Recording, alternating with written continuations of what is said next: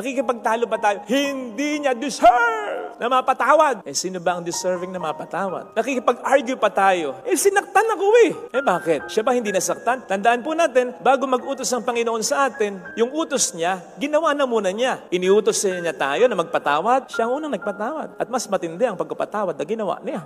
Tayo may makakasalanan pa. Kahit na ba mali talaga yung nagkasala sa atin, sigurado ko, in one way or another, may kasalanan din tayo. Hindi man diretso sa kanya, kundi sa iba. Si Jesus ay walang kasalanan, pero ginawa ng kasalanan ng hindi lang isa, kundi ng sangkatauhan, pero yan ay binigyan niya ng kapatawaran. Bago siya mag-utos, ginawa na muna niya ang kanyang iniutos.